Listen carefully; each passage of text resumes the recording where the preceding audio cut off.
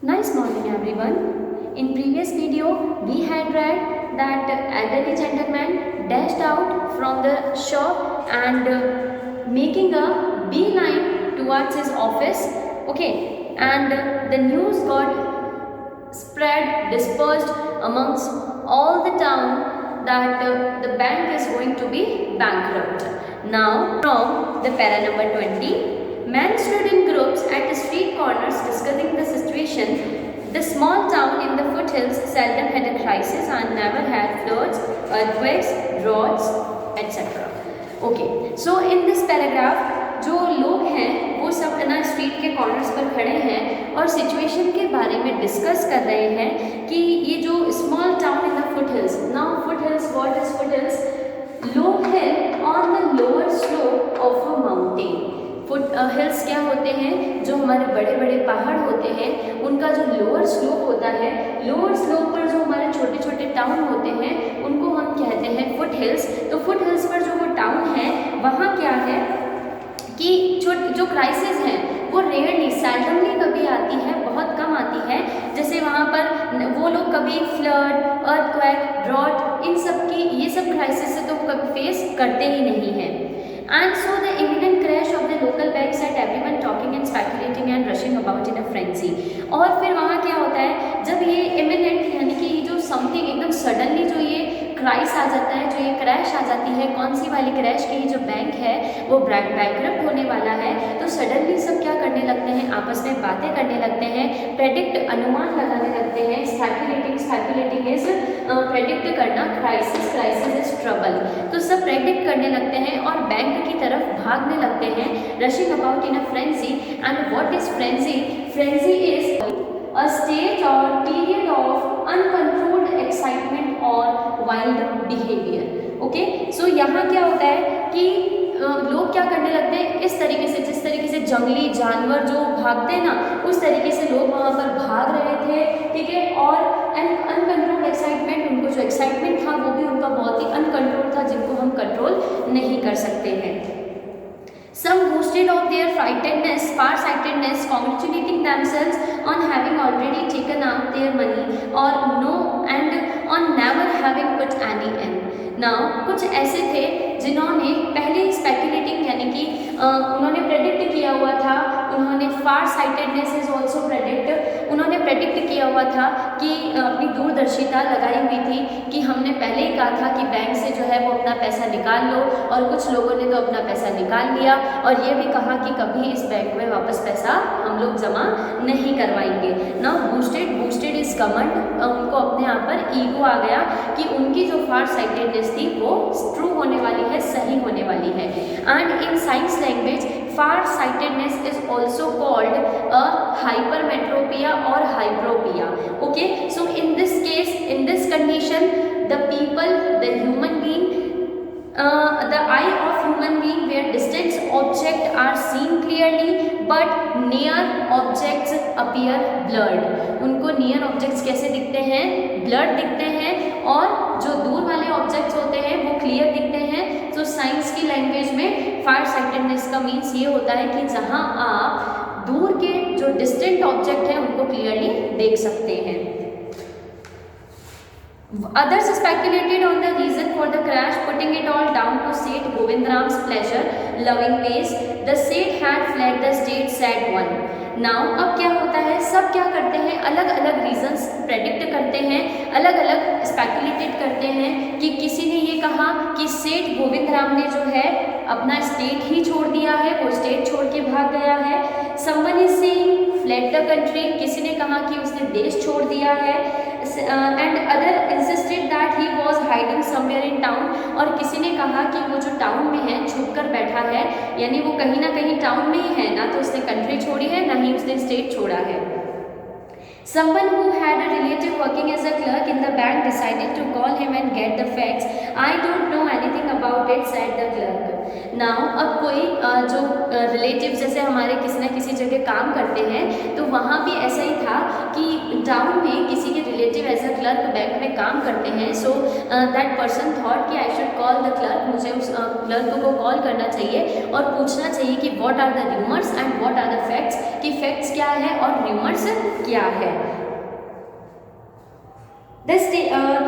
Again जब वो उससे बात करते हैं, so he said that except the half of the town is here trying to make their money out, everyone seems to have gone mad. Now he said कि मुझे इन सब के बारे में कुछ नहीं पता, बस मैं इतना जानता हूँ कि आधे से ज़्यादा टाउन जो है वो अभी बैंक में है, एंड सब जो यहाँ पर है वो इस तरीके से मुझे ऐसा दिख रहा है कि सब लोग क्या हो रहे हैं, पागल हो रहे हैं। There's a rumor that none of you has been paid. Now वो जो पर्सन था टाउन में वो कहता है whosoever are working in the bank are not to paid, यानी कि उनको पेड नहीं किया जा रहा है, उनको पैसे नहीं दिए जा रहे हैं। सो वो कहता है कि क्या इस तरह की ये रूमर है और क्या ये सच है, क्या इस तरह की रूमर जो है टाउन में अभी डिस्पर्स हो गई है। Well, the clerk have had their salaries. We wouldn't be working otherwise. It may be that some of the part-time workers are getting paid late, but that isn't due to shortage of money. Now, अब वो clerk कहता है कि हम सबको time to time पे किया जा रहा है, हमें पैसा मिल रहा है, अगर हमें पैसा नहीं मिलता तो हम यहाँ पर काम नहीं करते। हाँ, बट ये हो सकता है कि जो पार्ट टाइम जॉब करते हैं उनको उनकी कॉलिंग, उनको उनकी सैलरी थोड़ी लेट मिली है। रीज़न बिहाइंड दिस ये नहीं है कि उनको ना कॉलिंग लेट मिली है तो इसके पीछे का कारण है कि lack of money, shortage of money, है ना, कि बैंक में पैसे की कमी हो गई है, इसलिए उनको जो है उनकी कॉलिंग नहीं मिल रही है। It's just that the clerk who looks after the payments is on sick leave. ये जस्ट इतना सा है कि जो भी पेमेंट्स का देखता है, दैट मीन्स ये जो बैंक वगैरह होते हैं उनमें किसी ना किसी को अपॉइंट किया जाता है कि वो सारे मेंबर्स की क्या देखेगा, सैलरी देखेगा कि किसको कितनी सैलरी मिलती है, कब मिलती है और कैसे उनको देनी है। तो वहाँ जो वो पेमेंट वर्क जो देखता था वो क्लर्क क्या है, सिक लीव पर है, दैट मीन्स वो बीमार है, तो वो अभी छुट्टियों पर है।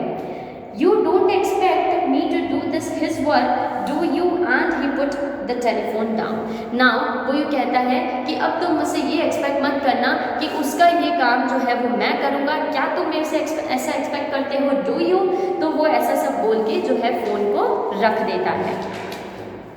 By afternoon, the bank had gone through all its ready money and the harassed bank manager was helpless.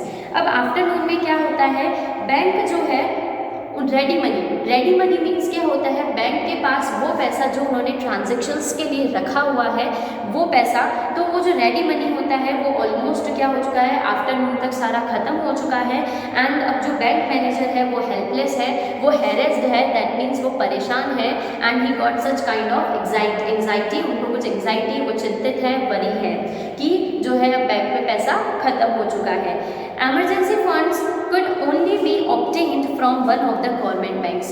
और अगर आपको एमरजेंसी फंड चाहिए तो वो केवल आपको कौन ऑब्टेन करा सकता है, कौन प्राप्त करवा सकता है, कौन सा, ओनली गवर्नमेंट बैंक दे सकते हैं। And now it was nearly closing time, और अब क्या हो चुका है, क्लोजिंग टाइम हो चुका है, तो कोई भी बैंक जो है पैसा नहीं देगा। The clerks shut down their counters but people gathered outside on the steps of the bank shouting we want our money. Now अब क्लर्क ने क्या किया, जो काउंटर का जो शटर था वो लगा दिया, क्लोज्ड का शटर लगा दिया, और कहा कि जो है आप लोग को अगर पैसा चाहिए तो आप मॉर्निंग में आना। तो लोग कहते हैं कि नहीं, और हम वो सारे लोग जो है वो सीढ़ियों पर आकर कहते हैं नहीं, हमें हमारा पैसा अभी चाहिए, गिव इट अस टुडे और we will break in, fetch Seth Govindram, we know he is hiding in the walls. Now वो कहते हैं हमें हमारा पैसा अभी चाहिए और we will break in. Break in is a phrase, यहाँ ब्रेक इन एक फ्रेज है, और ब्रेक इन मीन्स होता है कि जैसे अगर कहीं लॉक है तो ताला तोड़कर घुस जाना, या फिर अपनी स्ट्रेंथ दिखाकर, ताकत दिखाकर अंदर घुस जाना। नहीं तो अगर तुमने हमें नहीं आने दिया, हमारा पैसा नहीं दिया, तो हम ब्रेक इन, दैट मीन्स हम ताला तोड़कर अंदर घुस जाएंगे और क्या करें। और वो कहते हैं कि सेठ गोविंद राम को बाहर निकालो। फैच, फैच का मतलब होता है निकालना। सेठ गोविंद राम को बाहर निकालो, हम जानते हैं कि वो अंदर वॉल्ट में छुपा हुआ है। Now here vault is a large room और chamber used for shortage, storage में काम आता है, जिसको हम हमारी लैंग्वेज में तिजोरी कहते हैं, है ना। तो स्टोरेज यानी कि वहाँ पर आप कुछ भी, आप इम्पॉर्टेंट डॉक्यूमेंट्स हैं, आपकी कुछ भी ज्वेलरीज हैं, कुछ भी मनी है, आप वहाँ क्या कर सकते हैं, स्टोर करके रख सकते हैं। तो पीपल कहते हैं कि वो जो है वो वॉल्ट में छुपा हुआ है। Mischief makers who did not have a पैसा in the bank joined the crowd. Now अब कुछ mischief makers भी होते हैं, कुछ लोग ऐसे होते हैं जिनका उस बैंक में कोई पैसा नहीं था बट उन्हें शरारत करने में बहुत ही मज़ा आता है, तो उन्होंने भी अननेसेसरली क्या कर लिया, उस क्राउड को ज्वाइन कर लिया और वहाँ पर शाउट करने लगे that we want our money back, कि हमें हमारा पैसा फिर से चाहिए। मिसचीफ मेकर्स मतलब शरारत करने वाले। The manager stood at the door and tried to calm his angry customers. अब जो मैनेजर था वो वहाँ पर खड़ा होकर क्या कर रहा था, अपने जो एंग्री कस्टमर्स हैं उनको शांत करने की कोशिश कर रहा था। He declared that the bank had plenty of money that they could withdraw all they wanted the next morning.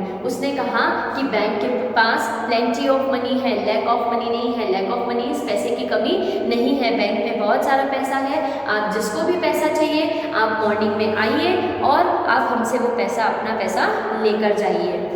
We want it now, chanted the people, now, now, now.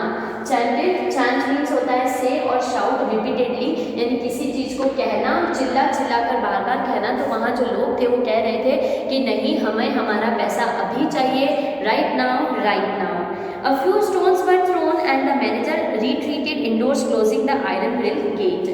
अब कुछ पत्थर भी फेंके गए, तो वहाँ पर मैनेजर ने क्या किया, रिट्रीटेड, यानी कि मैनेजर रिट्रीटेड मतलब पीछे हट गया और वो वापस से कहाँ चला गया, अंदर चला गया और उसने आयरन ग्रिल गेट जो था, यानी कि लोहे का जो दरवाज़ा था, चैनल गेट जो था, उसको क्या कर दिया, बंद कर दिया। A brick hurtled through the air and smashed into the plate glass window which advertised the bank's assets. और एक ब्रिक हर्टल मीन्स जो बहुत ही फास्ट स्पीड से एक ब्रिक आई जिसने क्या कर दिया, स्मैश्ड वायलेंटली और बैडली ब्रोकन, जिसने प्लेट ग्लास, जो ग्लास थी उस ग्लास को क्या कर दिया, बुरी तरीके से तोड़ दिया, जो कि क्या करती थी, बैंक के एसेट्स यानी कि संपत्ति, यानी कि बैंक को जो शो करती थी, बैंक को एडवर्टाइज करती थी कि हाँ ये bank. Then the police arrived. They climbed the steps of the bank and pushed the crowd back until the people began falling over each other. Gradually, everyone dispersed, shouting that they would be back in the morning. Now, अब police आई, police ने सीढ़ियों पर खड़े होकर पूरी crowd को, पूरी public को पीछे की और धक्का मारा। तब क्या हुआ, तब तक कि वो पब्लिक पीछे नहीं हो गई, एक के ऊपर एक गिर नहीं गई, चली भी नहीं गई वहाँ से, तब तक पुलिस उनको धक्का मारती रही और ग्रेजुअली धीरे धीरे एवरीवन क्या होने लगे, सब डिस्पर्स होने लगे। मतलब डिस्पर्स का मतलब फैल जाना। फैल जाना means someone is going to east direction, someone is going in north, west, south, सब जो है अलग अलग डायरेक्शंस में जाने लगे। एंड दे वर शाउटिंग कि हम लोग जो है मॉर्निंग में फिर से आएंगे और हमें हमारा पैसा चाहिए। Nathu arrived the next morning to sweep the steps of the bank. He saw the refuse and the broken glass and the stones cluttering the steps. Now Nathu जब वो नेक्स्ट मॉर्निंग उन स्टेप्स को क्लीन करने के लिए जब वो आया, boy as a sweeper boy वो वर्क करता था, तो वो जब आया तब उसने ये सब देखा। Here the word is refuse. Refuse means होता है मना करना, डिनाई करना। Okay, so now here in this chapter refuse is वो वेस्ट मटेरियल जिसको क्या करना है, फेंकना है, जो कि क्या हो रखा है, इधर से उधर फैल रखा है। मतलब एक वेस्ट मटेरियल है जिसको हमें क्या करना है, फेंकना है। लेकिन यहाँ जो वेस्ट मटेरियल है वो पूरा क्या हो चुका था, अव्यवस्थित हो चुका था। क्लटरिंग, स्टोन्स जो थे, वेस्ट मटेरियल जो थे, सब कुछ इधर से उधर क्या हो रखा था, क्लटरिंग हो रखे थे, अव्यवस्थित हो रखे थे। बिकॉज क्यों हो रखे थे, क्योंकि जो पब्लिक आई थी उन्होंने पत्थर भी फेंके थे, तो उस वजह से वो बहुत सारी गंदगी वहाँ हो गई थी। उन्होंने जो है ब्रिक फेंका, तो उससे जो हमारा प्लेट ग्लास था वो पूरा स्मैश हो चुका था। दैट्स वाई वहाँ पर सब कुछ क्या रिफ्यूज़, यानी कि वो रिफ्यूज़ जो था वो पूरा क्लटर हो गया था, यानी कि वो जो वेस्ट मटेरियल था वो पूरा अव्यवस्थित हो गया, पूरा फैल गया था। Raising his hands in horror, he cried, "Gundas, hooligans!" वो अपना क्या करता है, गुस्से में आके, थोड़ा सा उसको डर हो जाता है। N intense feeling of shock, यानी कि शॉक लगता है एकदम उसको। और उसको here horror means also, here मतलब हॉरर का मीन्स यहाँ पे फियर भी होता है, but in this chapter here is shock. वो एकदम देख के शॉक होता है और अपने हाथ खड़े करके वो जोर से कहता है good day hooligans is also good day. May they suffer from 1000 hills, मतलब कि भगवान करे कि वो हज़ारों बीमारियों से सफ़र करे।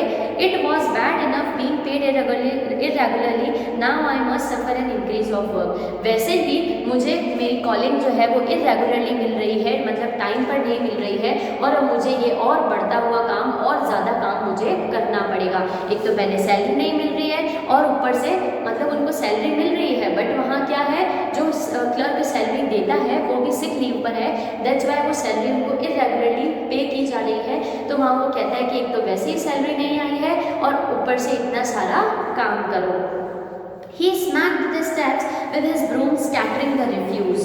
Now वो smack with strike, वो क्या करता है, जोर से ब्रूम को, झाड़ू को, वो जो स्टेप्स है, सीढ़ियाँ हैं, वहाँ पर क्या करता है, स्ट्राइक करता है। स्ट्राइक मीन्स हड़ताल करना, और हियर स्ट्राइक मीन्स झाड़ू को जोर जोर से उस पर मारता है।